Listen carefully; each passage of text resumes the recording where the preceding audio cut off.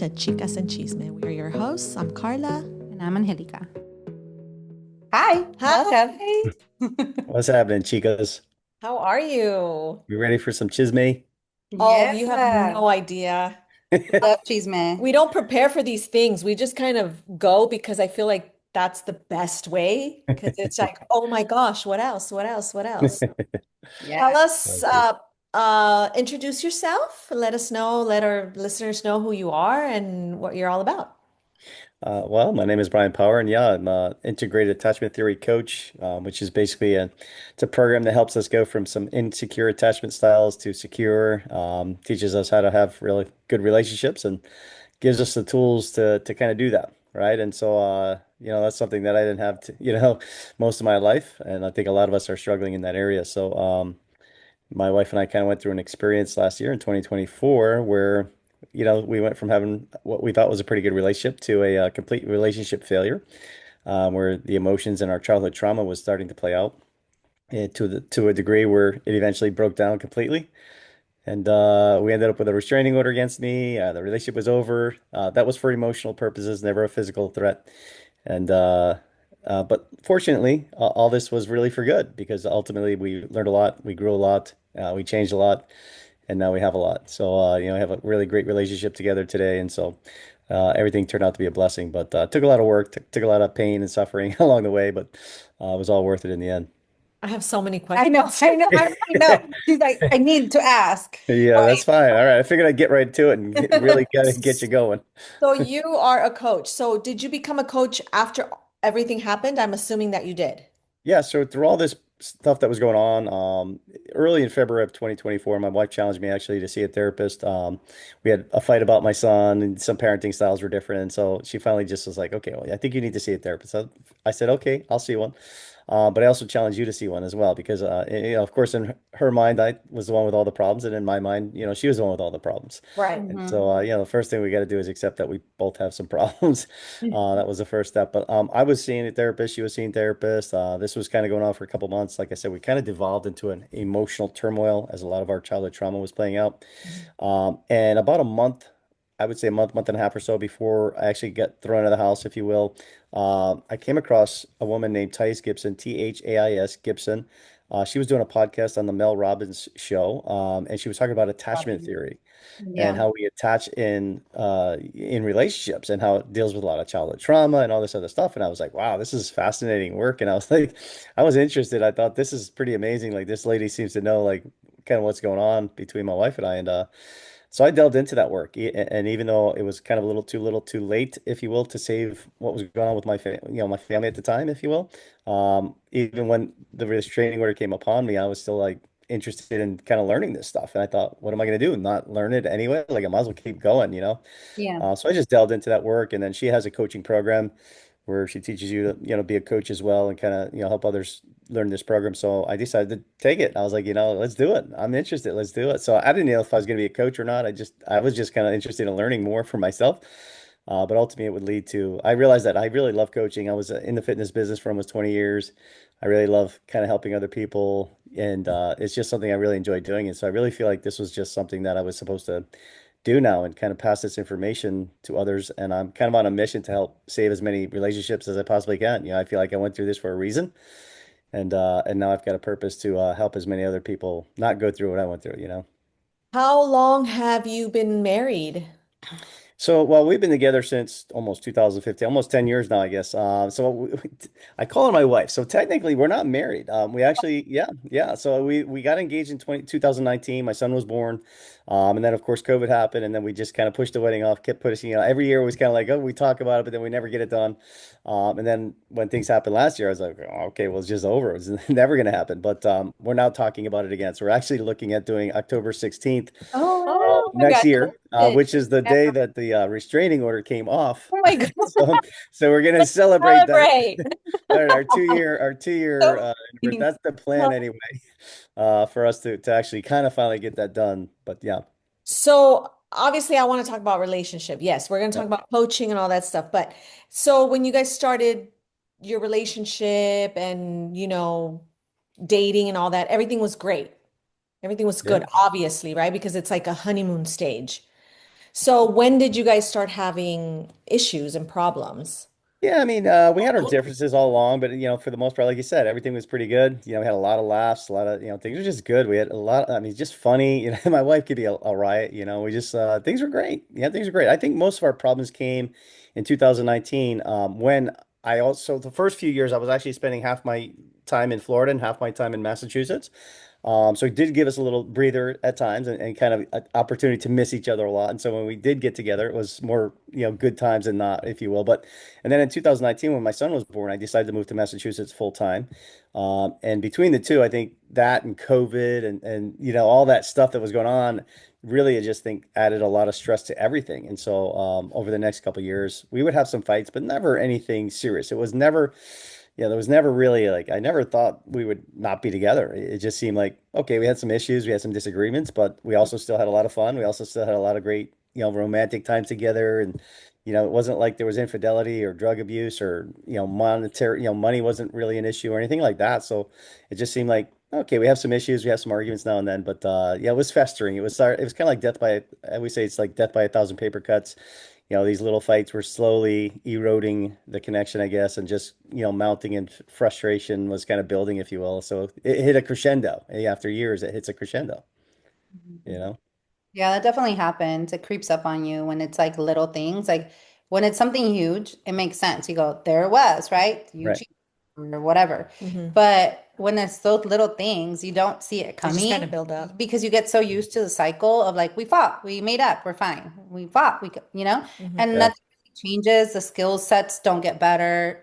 You're not really listening to one another. You just kind of brush it and keep going, Hmm. you know? Yeah, and that's what happens. We get stuck in these cycles, but they are kind of taking away from the relationship, and without us seeing it, eventually, a lot of times we wake up one day and there your spouse has got her bags packed and leaving. You're like, what's going on? Yeah, like, well, it's like, yeah, and so it seems like it comes overnight, but if you really look back, it's not. There are some other issues there. So I mean, in hindsight, yes, I wish we could have kind of learned this sooner. I wish we could have gotten some help sooner, if you will. Yeah. I wish we kind of saw those red flags and said, okay, let's figure this out before the red. Those are red flags. Those are signals. Those are warning. If you're struggling, if you're having the same fights over and over again, that means these things aren't getting resolved, and eventually, that's what kind of does hurt the relationship. And so yeah, those red flags need to be addressed, and kind of like figure that out so that it actually does change. Otherwise, yeah, like you said, it's just the same thing, routine, routine, routine, and then 10, 15, 20 years later, everybody's resentful and miserable, and eventually can't take it anymore, and eventually you leave, because you think there's no solution and it's never going to change. So but yeah, there is hope though. So I know you mentioned a restraining order. Are we Mhm. okay to ask about that? If you Sure, you can ask. So if we looked it up, what would it say? Oh, I don't know. I'm go ahead and look it up. obviously you said the restraining order was against you, Yeah. right? Okay, so And you said it was emotional for Yeah, emotional. Um, it was emotional safety. I never threatened my wife with physical harm, but the emotional clash that we were going through, and literally, like, I sit here today like I'm calm and confident and cool, but I'll tell you what, we were both in emotional basket cases. It was horrible. It was like out it of was just triggering, our childhood traumas was triggering each other, and it was so bad that.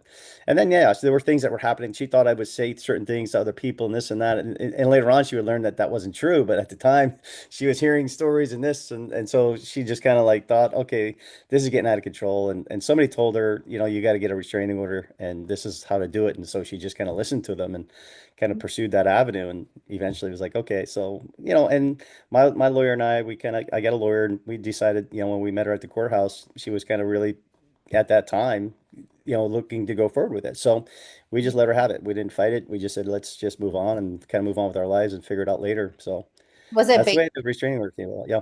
I've done a restraining order before. Yeah. What? Yeah, you have to. Yeah.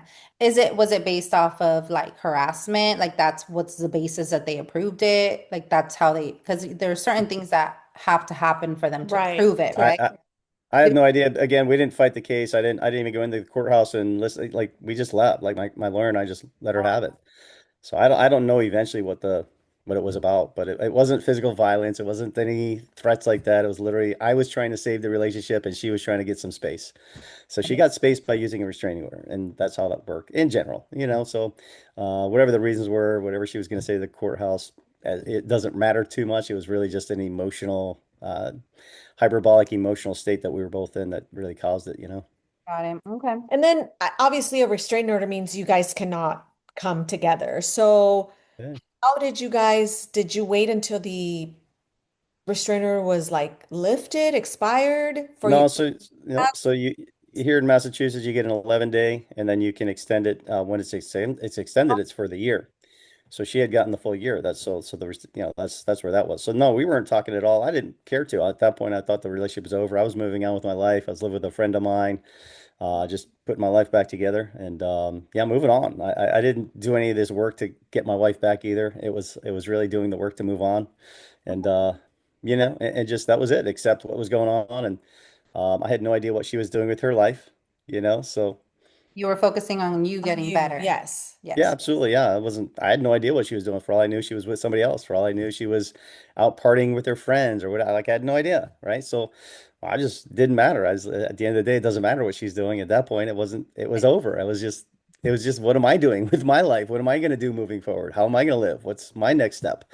And so that was the way that worked. But as it would turn out, she was still doing a lot of her therapy, a lot of work on herself, and she was realizing a lot of things about, a lot of the things she thought were wrong with me again were her own issues. And, so that was something she would tell me later. It's like, it's like all those things I thought were your issues were actually my issues. And I could say the same thing back, right? So a lot of times the things I thought were wrong with her were also my own issues. And sometimes, again, we choose that person.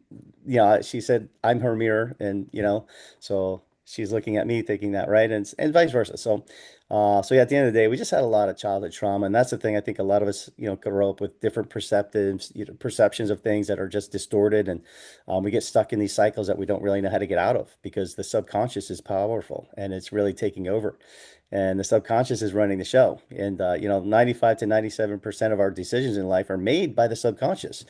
And so if the subconscious is telling us, bad things, wrong things, that we're acting on that in a automatic pilot kind of way, what's that going to do to us? That's going to destroy things, right? So that's what's happening. I think, until we learn that, until we can figure that out and then heal those wounds and start to, have that automatic pilot work on a better level, we're going to struggle a lot, and that's kind of what happened.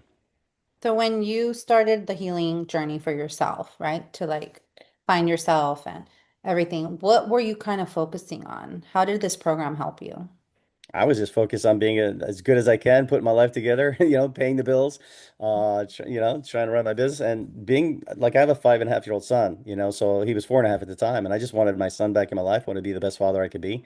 And yeah, that was my main focus is just honestly learning how to live again and move on. And I knew that I'd be with somebody else again. I knew that I'd have another chance to have another relationship. I'm not gonna be single forever. So Right. it's just a matter of time and right and just enjoying that and just as much as possible, right? Trying to emotionally deal with the loss, but then kind of moving on and saying, this is what it is. If this is what it is, then let's move on and figure it out. And that's just life. And so but I'm on it to get in a better spot. I always say they call it a breakup, not a breakdown. And so I was looking to level up, not level down. Yeah. Right. So, to me, that's my line. You can use it. Just make sure you give me credit. Right. But, Work on it. yeah, so they call it a breakup. And so that's the key. I wanted to break up. I wanted to level up from this. And I didn't know where that was going to end. I had no idea, that my wife was going to come back around or that we were going to be able to fix anything. In fact, I didn't think that was the case. I thought it was done, so, but at the same time, it doesn't mean that I can't have a great relationship with somebody else. I can't move on and enjoy life and still kind of be, happy and kind of do what I need to do to take care of my family and whatever, right? So that was my focus. Yeah. Okay. Yeah, what I want to know is, so how long after all this happened that you guys decided to come back together? So this was going on for about 3 months. I had to take her to court just to get visitation to see my son. I didn't see any of them for a couple months, and then I started to see my son where I was able to pick up my son in front of the house, and didn't really say boo to my girl, just didn't wave, didn't smile. I just pull up, kid would jump in the car, and we'd off and go. And then so after about a month or so of that. my friend said, you can wave to her, you can at least smile, you don't have to be like so hard about it and stuff. I was, oh, whatever. So I started loosening up a little bit. And then one day we just had a conversation, and I literally just wanted to apologize for my part in how I showed up with everything. And so we had a very quick conversation about that. And at that point, she also let me know that she was still in love with me. And I was like, wow, I wasn't expecting that. But I said, yeah, listen, okay, if that's the case, you want to move forward, like you have to take the restraining order off, right? We can't like have these conversations. So it was about another month and a half after that she was able to kind of get the restraining order off. And then from there, we were able to kind of move forward and kind of figure things out. But so it was almost 4.5 months before we really could kind of come together and figure this out again and what have you. Yeah. So Yeah. obviously you were still in love with her, right? I didn't think so at the time. I mean, I was still kind of curious. I was like, Yeah, I right? had put it in my brain that, but no, yes. It was like, this is done. I have a restraining order. Like, Yeah, I wasn't sitting there like, "Ooh, yeah, this is amazing." No, but no, I did love her, and I was interested to see, what was going on with her, and see if we could see what she was about, and see if there was a lot of changes. And again, I could see and hear from her the way she was communicating and things she was saying that, like, yeah, this seemed like it was going to be different. And There. so when we were able to get together, like, she was taking a lot of ownership of her own crap. I was doing the same, hopefully, right? And so I think together we were just kind of like ready to move the needle and kind of have that type of relationship that worked. And yeah, it was just different. It was just different. So if it hadn't changed, honestly, if we had gotten back together, I wouldn't have been interested. If it wasn't, it was going to be the same crap. I was done. I was okay with not coming back to that.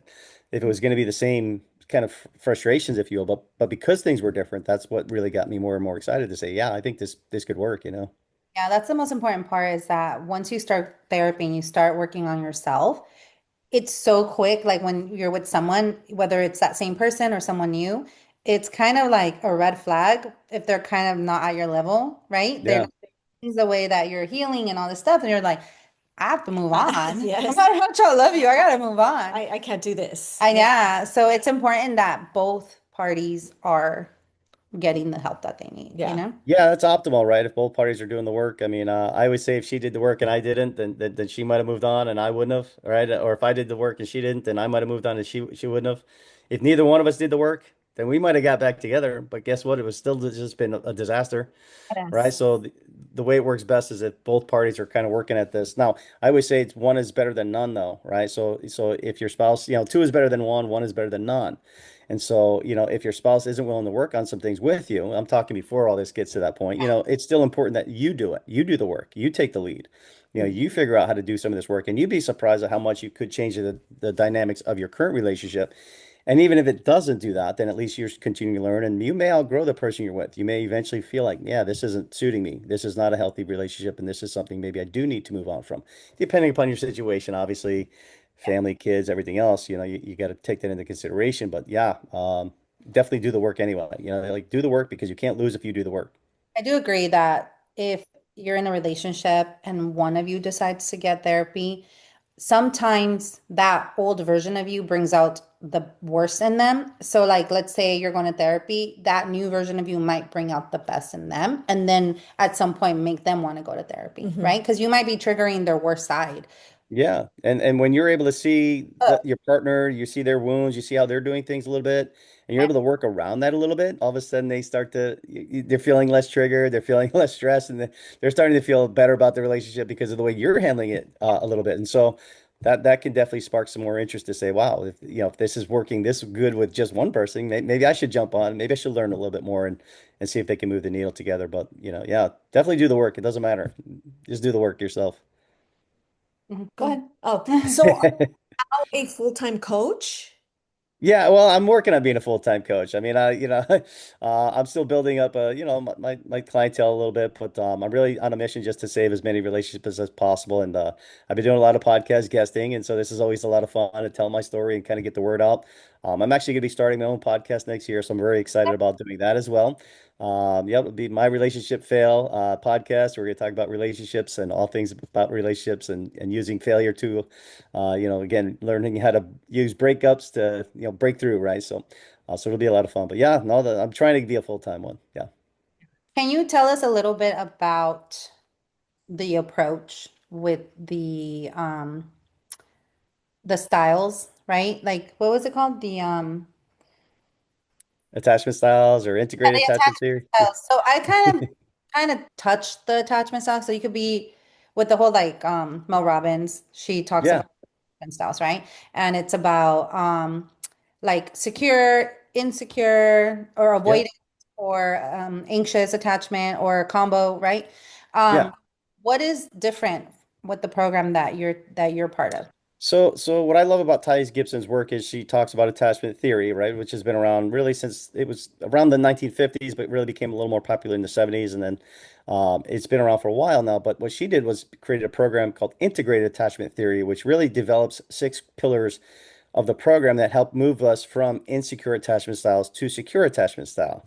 And so just real quick, if people don't know what attachment styles are, there's four attachment styles. There's a secure attachment style. Those are healthy people who know how to communicate, set boundaries, kind of do really great in relationships, if you will. Unfortunately, most of us fall into one of the other three categories: anxious, preoccupied, dismissive avoidant, or fearful avoidant. And there's different wounds and different, modality, different ways that they kind of handle relationships and the way they kind of react in different in relationships because of the wounds that they have. But those three, unhealthy styles can be very detrimental to any relationship. And until you learn those styles and until you learn some of the wounds and how they behave and kind of communicate in those things, it can be very difficult to kind of really kind of navigate that. And that's what Thais Gibson did. She created a six pillar program that can move us from the unhealthy styles to the healthy style based upon these six core elements. Number one, your core wounds. That's the subconscious thoughts and beliefs that we have about ourselves, like a fear of being abandoned, fear of being alone, fear of being unsafe, fear of being trapped, whatever, all these other subconscious wounds that we have that are now playing out that are destroying our relationship. So core wounds, we've got to fix those. Number two, our needs. We have to really discover and uncover what our needs are. What do we truly need in our life to be happy? And then to fulfill those needs on our own. So when we're doing that, we're not looking for partners and other people to fill our needs. We're happy by doing our own, work and filling our needs on our own. So that's the key. Number three is emotions. How do we really gain control of our emotions? And then how do we use emotions for information? Because emotions are really just, beliefs lead to our thoughts lead to our emotions, and then our emotions lead to our actions. Yep. And so if we backtrack that a little bit and say, okay, if I'm feeling this way, what is the thought that I'm having here? And what is the core belief that I'm having that's causing me to feel this way? And there's nothing wrong with the emotion. It's just that we have to understand, is it a healthy emotion? Sometimes fear is a good thing, right? If I'm in a back alley street corner, I may want to be on alert, right? I may be a little bit fearful there because that's normal. But if I'm fearful just to walk out of the house and go to the supermarket and there's no reason that I should be fearful, or maybe I'm afraid my spouse is going to leave me and abandon me, but that's not really true. It's maybe we're having a little disagreement, but it's not even close to true that they're going to leave me. But now I'm triggered to that point. That can really be a problem. So we just have to figure that out. Number four is your boundaries. How do we set boundaries? Healthy, good boundaries, right? That's it. I always say the boundaries are like the fence around the house. We're the house. The fence protects the house. So setting boundaries are really important. How do we do that? Number five is communication. How do we communicate in a way that actually moves the needle? So we're not just talking and yelling at each other. We're actually listening and understanding and comprehending and then kind of working as a team together to fix things. That's a huge difference. My wife and I do it totally different now, and it's a night and day difference. Number six is our behaviors. How do we change our behaviors on a daily basis where we can actually, again, handle ourselves in a way that's respectful and doing the right things, and so that yeah, our person can look on and say, okay, this is a guy that knows how to handle his emotions, and he's not flying off the handle, and he's doing things that are in a way that, yeah, somebody's going to respect and appreciate, right? So those six core elements are game changers to me. And I really love that program because I saw six things that I could focus on, work on, change, get a little bit better at, and, move the needle, if you will. And so for me, it's just been a game changer. I love the program. I mean, that's great because those skills will help you in all areas of life, Aspects of like life, as yeah. a father, as a Yeah. parent. As a Because partner, when as your a kids get older and the conversations are a little different, right? Than when they're little, Yeah. with business or partners, whatever. Like it's yeah, gonna help Yeah. friendships. Oh yeah, yeah. friendships too. Yeah, this program doesn't just help with your spouse, right? Number one, it's going to heal yourself. That's the relationship that matters most, is the one that we have with ourselves, and that does spill over into the relationship with our spouse, our moms, dads, brothers, sisters, family members, friends, coworkers, all these other. Because then we see it everywhere. You start to see all the. You go into the unhealthy. You go into work and maybe there's some unhealthy situations going on there, and you can see that, and you can maybe navigate that a little bit better now because of the way you're kind of able to kind of recognize the situation and why somebody may be behaving a certain way, right? So yeah, it does help in every area for sure. Yes. Yeah, it helps you scan. You're constantly, Yeah.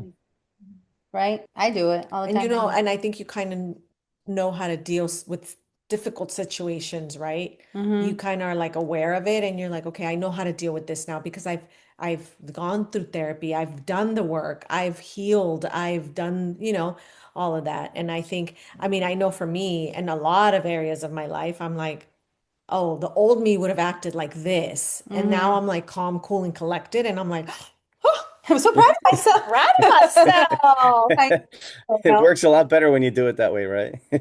Because you're like be fighting with someone or I could be, arguing and now I'm like I don't argue with many people. No, like there's no point in trying to be right. You gain nothing, right? What's the outcome? The outcome's what's important. So Yeah. sometimes it's not about being right. It's about being aware of yourself and the other person. Yeah, Yeah, exactly. for Mhm. sure. That's cool. What's your favorite part about this program? Oh The boy, what's my favorite part? All of it is so important. I don't know. I mean, I think the whole part, my favorite part is the fact that it works and that there is improvement and that, I just think every little step that you take in each category, if you will, a little bit, that's what I like about it. I can look at each category and say, okay, I need to do better here. I need to do better there. Maybe I'm not doing great. Like I can just look at each one and see like that. But I think that's the key is that I think every time I take a step, I get a little bit better. I learn something new. I do something new. I feel like, yeah, my life's changing in a good way. Yeah, that's the beauty of it. That's the best part. one were you from Which the one was I? I was more so I'm more fearful avoidant, which has a ton of different wounds. And a fearful avoidant can swing to dismissive and can swing to the anxious side. I was leaning more anxious at the time though. I have a big fear of abandonment. That's a subconscious wound that I have from my father abandoning us as kids. Mhm. And so that's just a wound that got struck. And as she began to pull away, that fear of abandonment came up, feeling of unsafe. A lot of these emotions, childhood again, trauma was just coming out, and yeah, I was feeling it really kind of crazy. And that's the thing is like in my conscious brain, I'm secure, I'm fine, I'm a grown man, I'm pretty cool, right? But when things really hit the fan, it's like wow, that's when those triggers really came out, you know? Like, oh my God, please don't go, Yeah. Yeah, I mean, That happens yeah, to I mean, and it's the subconscious that's doing that because that's where I'm feeling that abandonment. But consciously, I'm like, hey, you know what? I'll replace you. No, I'm not not saying like that, but yeah, Really like awesome. but you have that confidence, right? You have some confidence to say, oh, like if the worst thing that if this happens, okay, like okay, that's not great, but like I can live with it. But this in this case, when the wounds are being triggered so much that fear of abandonment is taking over to the point where you can't, you're holding on, you're trying to keep it all together. And it seemed to me like the right thing to do, right? I'm trying to keep my family together. Like, what's not honorable about that? Like, it's honorable, but at the same time, you can't control somebody. You can't force somebody to kind of do that. And if somebody else needs a little space and that's what they're trying to figure out, then you have to be able to let them do that. And Yeah. that's where it was getting hard for me to let her kind of get that space and breathe, Mhm. because my own wounds wouldn't allow that, if you will. So that's what I learned, and that's the difference is like, had I known that a little bit more, and that's how she processes then I might have been able to relax a little bit more and kind of get through it. But yeah, just it didn't work out that way because of the lack of knowledge and just not having those wounds healed. Mhm. Well, that's kind of what happens with like the anxious style. They tend to lean in, and the avoidant style tends to lean out, Oh right? yeah. And if you're one is like anxious and one is avoidant, and then you're chasing, right? And if one is if you're both anxious, then it's like you it just yes. makes you Yeah. It's rare that two anxious people get together like that. The opposites tend to attract in that regard. So a lot of times we do pick a partner that is more on the other side of that emotional scale, if you will, because we're lacking there. So that's what we see as kind of interesting. Not realizing that's because we're missing that part of us, and so we tend to choose that partner that kind of leans the opposite of where we are now. Again, as a fearful avoidant, you can swing both ways. So sometimes in certain relationships, you might lean a little bit more dismissive. In other relationships, you may lean a little more anxious. That's just the way a fearful avoidant is. They kind of can be all over the board, but either way, yeah, it's the wounds that matter most. And Mhm. that's the key. Until we heal the inner child, until we heal those wounds, they're just going to play out. And how they play out is just differently, different. But either way, it's still destructive. So I know about like the inner wounds and Yeah. subconscious. It's frustrating because sometimes you're aware that it's happening, but your body doesn't feel safe. So it's like your nervous system is still responding to whatever's triggering it, even though Yeah. you, that okay, you're triggering, it's your subconscious. Hmm. How do you overcome something like that, even though you're aware? Because I know that awareness can help a lot, but at some point, like how do you, I mean, it can stop you from like reacting and bring you back, but you're still feeling those feelings. So how do you ultimately heal that? Yeah, That there are some exercises that we can do that really get into the subconscious realms, if you will, that you can do that really touch on the emotion. And so a lot of these wounds come between emotion and repetition. And so what we do is we do some exercises that begin to visualize a different outcome, if you will, something different. And through that exercise, really in about 21 days, you can really kind of really make some changes. So the brain actually will create new neural pathways, which actually allow that brain to now carry different information into it, if you will. And that's scientific. That's actually scientific based, where this can happen now. It's called neurogenesis, where these patterns kind of develop. And just through those exercises, that can be a huge thing. And then there's some other things we can do, like exposure work, where you just little by little, we're kind of working at doing this on even on a conscious level. But there's some different things we could do to kind of change that. It does take a little bit of time, but it doesn't have to take many years. Now, depending upon the severity of the wound, yeah. yes, some can take longer, but even just some of the lesser ones that aren't as prevalent, sometimes 21 days can really make a difference. Yeah. That's a good, that's 21 days is good. My therapist, Yeah, it's not that long. and I was like, okay, and she told me, this is your homework from now until next month when I see her. But I should have written it down. I think I wrote it down.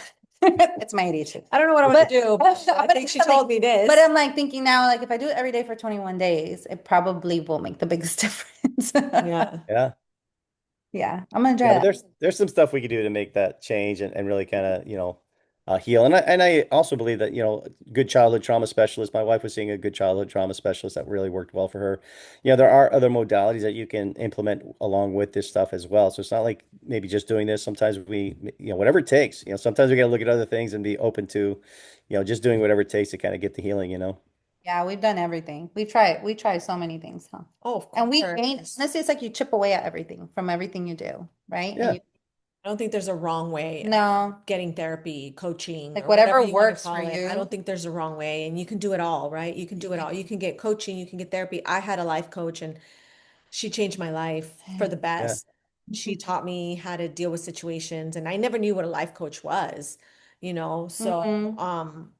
She was definitely giving her exposure therapy, huh? oh, a hundred All the percent, time. a hundred She was percent. like, I'm And Yeah. doing, and then she oh would yeah, do it. she made me do things that I'm like, no, We're in that's punks. humiliating. And she's like, it's healing. And I'm like, I don't care. And then I do it, and then I'm like, oh, And then the, it was just amazing. But then yeah, I've also seen therapists, yeah. so I feel like whatever way you decide to go, there isn't a wrong way. You're gonna As gain. long as you're looking for that. Yeah, and if you're doing something that doesn't seem to be moving the needle, just be open to trying something else because sometimes we can do certain things that aren't moving the needle for us. Yeah. And so you don't want to spend a year or two, 5 years where you feel like you're getting nothing. So it's okay to say that maybe this modality isn't working for me. Let me try a different modality, something else out there. And I truly believe that we have to get into the subconscious. We have to understand what those wounds are and begin to really heal those because it's one thing to have coping mechanisms. It's one thing to have some of these other surface level stuff that can help us survive through the day a little bit. But if we're not healing the core wounds, we're just kind of masking, we're just kind of putting band-aids on it, if you will. And so I think the true healing comes on the inside when we really get deep down into those core wounds, begin to do the healing work, from our childhood wounds and everything else. That's the key. Because once we heal those, then everything else kind of gets a little bit easier. And as all of a sudden we're able to things flow a little bit better. But otherwise, I think, yeah, we can learn some coping mechanisms. We can kind of figure out how to survive in life and do all those things. And those can also help a little as well. Yes, certainly, but yeah, get into those core wounds, get into the real meat of what's going on. And that's the main difference for sure. Do you think relationships that have gone through infidelity can survive through this method? They can. I mean, I think anything infidelity is really just a lot of times we're reaching out to get our needs met in an unhealthy way, and it's not proper, it's not good, it's not healthy. But again, sometimes that's what people do because they don't know any better. That's maybe what they've seen. They've got some inability to share their needs, inability to communicate, and infidelity can happen. Unfortunately, can it? Can it? Absolutely. I think anything. I think all things are possible, and there are people that have gone through that and certainly have had their relationships turn around. And do I think that's a tough one? Absolutely. It's not one that I wouldn't recommend it. I would, definitely. You're just Yeah, like and you know what? And I think that person has every right to walk away if they decide to as well. That's just the way that works sometimes. But sometimes when two people truly love each other and they just make mistakes, sometimes but there's always forgiveness. So long as, again, I think if we're seeing truth, that person is truly changing, truly working at it, and we're willing to give them some grace and The only forgiveness, time it's they, possible. I always say, like, if they keep doing if it, you've never done it ever, ever, ever, and then you just kind of slip, I'm like, okay, I don't believe in once a cheater, always a cheater. I believe that, okay, get you help. slipped. I don't know if I can forgive infidelity. I don't know that Yeah. I could, but I know that there's other people that could, because oh, they would never do that. They would never do that, and they did it, and it's like, okay, but they promised they'll never do it again. I believe people can change. I do believe. If they're getting help, I think. Yes. If Yeah. Yeah. it's just waiting for the time to pass and they're going to do it again. Yeah. It's a personal decision whether or not you're willing to try to move forward with that or not. I mean, and there's no right or wrong answer there per se. It's just, but for me, yeah, that's a strong one, right? I mean, that's, if somebody crosses that boundary, that's something that I don't know that I could move on from that either. But Definitely yeah, trigger your yeah. anxious attachment. For sure. Like What's big, that? it would definitely trigger the anxious attachment part for someone. Yeah, I'm a big trust guy. I need to be able to trust, and so that's a big thing. If you're breaking my trust, then I have a hard time being with somebody I can't trust, and so you would have to really work hard to build my trust back. That's hard. And I don't know if that's even doable, like at that point. So again, I think it's situational. Do I think I think relationships can overcome anything. I don't think there's ever anything that couples can't get back from. When it's right, when they love each other, when there's forgiveness, when there's moving the needle, when things are changing. I think anything, you know what I mean? I think love can conquer all when it's right. I do think there's certain boundaries that once crossed, like you can't turn back, Yeah. like physical abuse, things like that. Yeah, I mean, I have a strong boundary about physical abuse as well. Like if somebody hits me, I'm there's like we don't deal with that, right? It's just yeah. You know? Like No. I'm not your punching bag. Like Yeah. that's really No, I hard. agree. You don't love someone if you can hurt And them like if you that. can hit them, yeah, Yeah. that's true. No, I think when things get physical, that's very serious, and that's something that people need to really take a look at and get some help immediately. Mm. And on a female side or male side, either side, if somebody else is hitting you, then I would get away for a while. I would take a step back, seriously take a step back, and absolutely make sure that that never happens again because depending on the severity of the first time, if it's just a small little smack, okay, but that's not, that's not anything we're gonna Oh, go there. oh, little smack. No, Don't. I had a ex-girlfriend punch me in the back once, and I turned around and I said, "It's never going to happen. Do never put your hand on me, Oh, okay? And if you do, then you will never see this face again. You will never see we won't be friends. We won't be anything. You will never see me again." And so, and she got it right. And so, but like at the end of the day, like it's just not something I'm going to tolerate. oh, Period. absolutely. You shouldn't No, You have to. know? No? Yeah. no. Yeah. Anyway, that's a whole nother level of Yeah. So that's a whole nother level of awful. It is. are you and your wife soon to be? Your fiance. Are you guys still going to therapy, and are you guys still getting is it, So we don't see a therapist as much. We started seeing therapists for a while, and my therapist said, "You guys are doing pretty good. I don't think you need me." So she was I think she fired us. I was like, "Okay, I guess we're Probably. fired." Yeah. yeah. Or the So tuna. You're not. so no, we're not really seeing a therapist anymore currently, but we're open to it if we needed to. But my wife and I are doing really well. We just get along very well, and we're communicating better. And That. yeah, we don't have any issues really right now. Nothing major. We might have a little tightness or something one day or something, but nothing anything major. How do you you have a disagreement, how do you deal with it? Communication. That's Yeah, it. we communicate differently now, and we're more open to if we have a serious topic that we need to discuss, and just sitting face to face and really just when she talks, I listen to her not to defend myself anymore. I listen to try to understand her and see her side of it in perspective, right? So where in the past I was always listening to defend because my core wounds wouldn't let me listen to really understand. So yeah, we just listen to understand each other. We try to, I give her 5 or 10 minutes to speak, and then she gives me 5 or 10 minutes to speak completely uninterrupted. And we're not in that triggered emotional state. So we're just relaxed and saying, okay, what do you need to say? Go ahead and say. And then I get my chance to speak. And so that just really makes a big difference. We try to reframe things in a different way, try to talk about it, how, I feel this way. It's not like blaming the other person type of thing. Yeah. Just the approach that we take, completely different when we try to communicate. So, It is, yeah. Communication is, there's a style.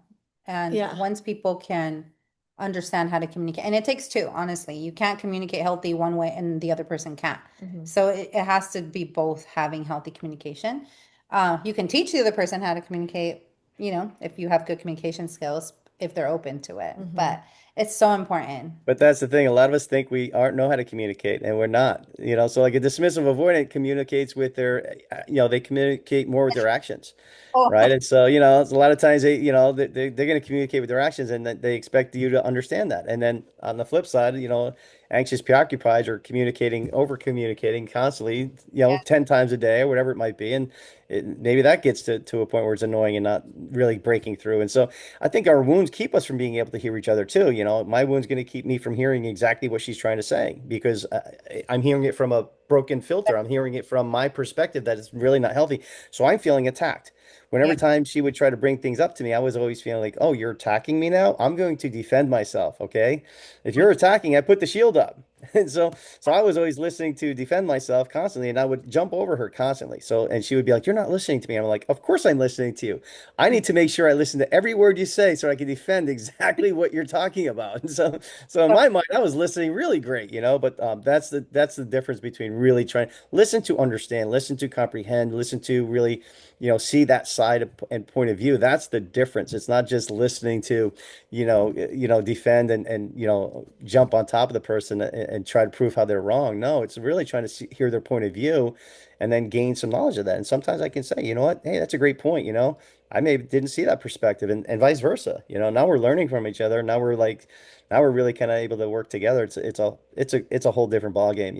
And you have to trust each other. You have to, kind of set that tone. And there's different approaches as to how do you do that? How do you set a tone? How do I bring an important subject up without, sounding critical, and I love the sandwich approach where you say something positive, then you bring up the topic and then you finish with something positive, right? So that's a good one too, Sandwich approach. The the sandwich. sandwich approach. Absolutely.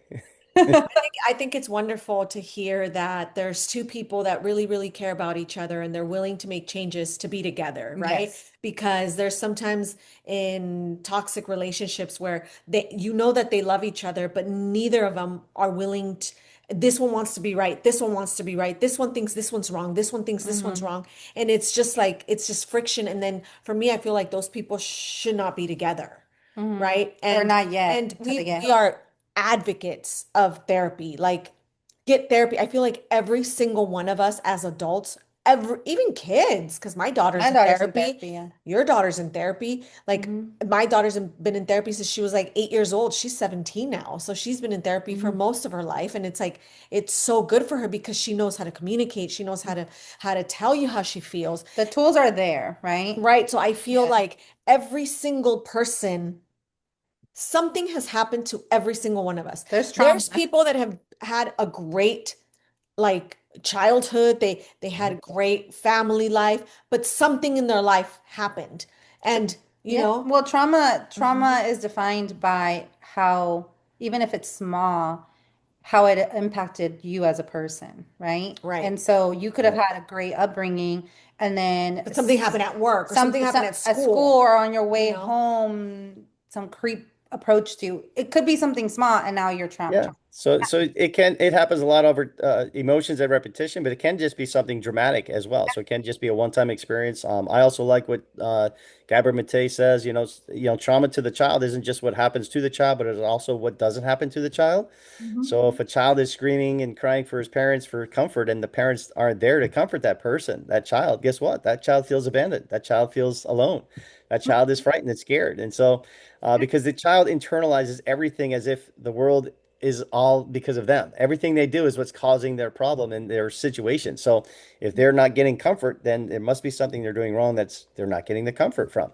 And so you can have great parents and doing all the right things, but yeah, sometimes just little things in that child's world, they develop some trauma that, again, it's unfortunate, but that's just the way it works. Or something Obviously, when you come from really traumatic experiences like and that's you're living in a war-torn zone, then yeah, that's obvious trauma, right? And those kids, you can say, oh yeah, obviously you're going to have some issues there, but sometimes even just great parents, kids grow up with childhood trauma and they carry this into their adult life. And now, again, same thing. They're having trouble because they haven't figured it out. And they're thinking, yeah, hey, I came from good parents and everything else. Why am I still struggling after 30 years? And, why can't I be like my parents and have a great relationship? Blah, blah, blah. But it just takes time. It takes work. It takes the awareness of that and then some healing and some time to work on this stuff so that you can get there. This is stuff that I wish they would teach us, in school, right? And junior high, see, high school, like this is the stuff we should be learning, right? Unfortunately, we're not, and unfortunately, a lot of us were just thrown out there and going at it from our own perspective that we developed our own little lives and we're screwing it up. We're a mess. There would It's because be they're there afraid to would protect be there themselves. would be so many like better relationships out there Let's, if yeah, we had been taught this in like school like high or school or high something when you're school. more. Absolutely. Can you imagine being taught attachment theory and stuff in high school? Like Yeah, what? there would be better marriages and Better Yeah. communication. not as many If they touch, if divorces. I know that they teach communication classes, but it's not the same. They're not the same type of communication. It's No.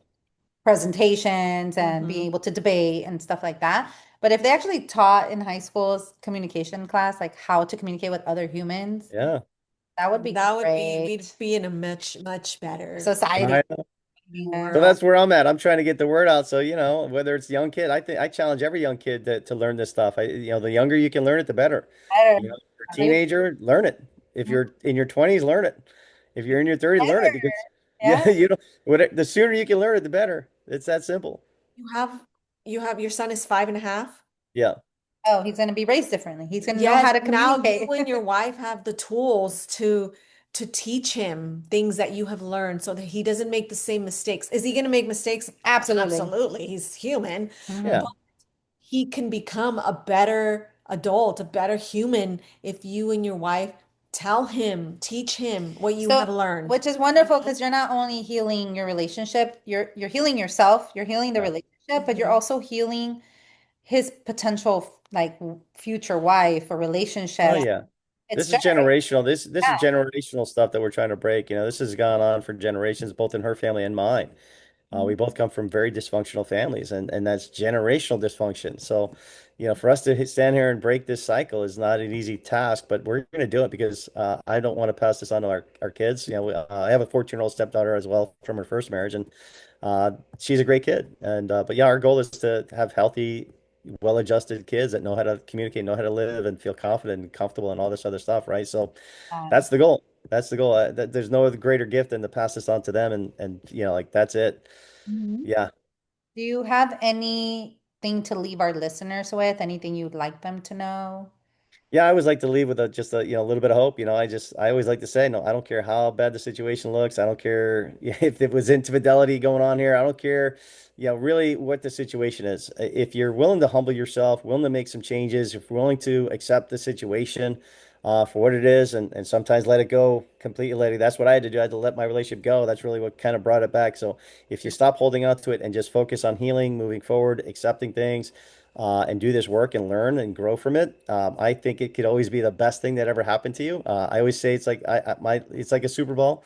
I say like a Super Bowl, the harder and faster a Super Ball hits the ground, the higher that Super Ball is going to bounce. And so right now you might feel like you are hitting the ground hard. Things are happening. You hate it. Life is awful. You're feeling, oh my God, what is going on here?